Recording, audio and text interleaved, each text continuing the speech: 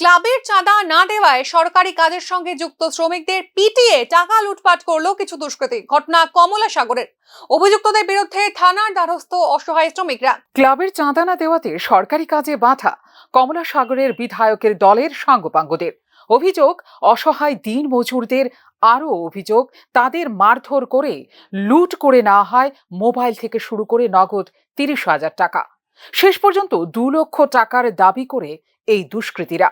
টাকা না পেলে শ্রমিকদের কাজে ফিরতে না দেওয়ার হুমকিও দেওয়া হয়।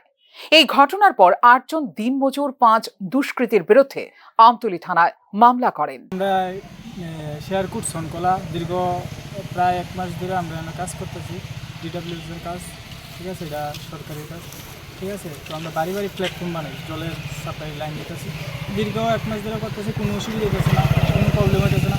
হঠাৎ করে সেটা ঐক্যতন ক্লাবের তারা অনেকজন মিললা, প্রায় 30-40 জন, হঠাৎ করে একদিন এসে আমরা এই গত বৃহস্পতিবারে এসে আমরা কোনো কথা নাই বাতি নাই, হ্যাঁ, তারা 2 লাখ টাকা দাবি করছে। আর আমরা ইয়া করতেছি, তারা আমাদের গাঁয়ে সেটা সবাই গাঁয়ে যেগুলো আছে টর্চার করছে। কেউ মায়েরা হাতে হাত মাত্র একটা সিঁড়ি টিলা আছে, কেউ মায়েরা প্রায় খুব অবস্থা, আমরা ঘুমাইতে পারতেছি না, মানে যন্ত্রণা দেহার মতো না, আমাদের পুরো শরীর ব্যথা করতেছে। তাদের দাবি কি? তাদের দাবি প্রায় 2 লাখ টাকা দাবি করছে তারা। এরপরে দিয়া মায়ের সেটা হাতে পকেটে যা টাকা আছিল আমরা পকেটে যা পাইছে লয়ে গেছে, মোবাইল টোবাইল লয়ে গেছে। তারপরে এদিনকে আমরা পেমেন্ট পাইছিলাম, ঠিক আছে, রাত্রিবেলা পেমেন্ট করতাম। ঘটনার বিবরণে জানা যায়, গত 1 মাস ধরে শেকেরকোট ছনখোলা জিডব্লিউএস এর অধীন পানীয় জলের জন্য বাড়ি বাড়ি প্ল্যাটফর্ম এর কাজ চলছিল। শ্রমিকরা একজন ঠিকাদারের অধীনে থেকে সেই কাজ করতেন, কিন্তু আচমকায় এলাকারই একটি ক্লাবের কিছু যুবক সেখানে গিয়ে শ্রমিকদের উপর হামলা চালায় এবং তাদের কাছ থেকে নগদ 30,000 টাকা এবং কয়েকটি মোবাইল ছিনিয়ে নেয়। তাদের দাবি, এলাকায় কাজ করতে হলে 2 লক্ষ টাকা দিতে হবে, নতুবা কাজ বন্ধ রাখতে হবে। এরপরেই শ্রমিকদের বেধড়ক মারধর করে, কারোর হাত বা কারোর কোমর ভেঙে দেয় দুষ্কৃতীরা। প্রায় 30 থেকে 40 জন যুবক এই হামলা চালায়, তবে তাদের মধ্যে 5 জনকে শনাক্ত করা সম্ভব হয়েছে। এরা হলো শেকেরকোট এলাকার অরূপ, কুডু, সুকেশ, সুরজিৎ এবং অভিজিৎ। 4-5 জন আসছিল, আমাদের অনেক টর্চারিং করছে। তারপরে 1-2টা বিষয় নিয়ে তারা ফ্লাট করতেছে, আমাদের অনেক রকমের থট দিতে আছে।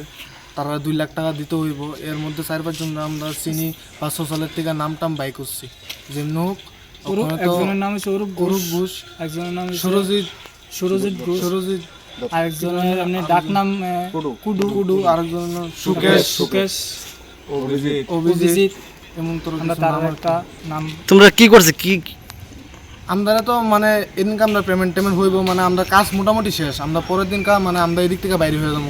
তারা আগের থেকে আমাদের উপরে টার্গেট লয়ে রাখছে, মানে তারা দুনু ক্লাবের কাজ যাবো তুমি, এরপরে এটা আমাদের উপরে দিয়ে গেছে।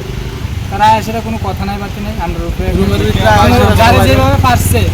এখানে আমরা রান্নার লেগে বাস এনে রাখছিলাম, ঠিক আছে, এটি বাইরে সেটা বাসটি ভাঙছে।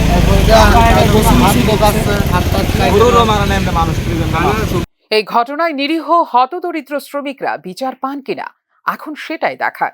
ফিউরো রিপোর্ট, নিউজ নাও।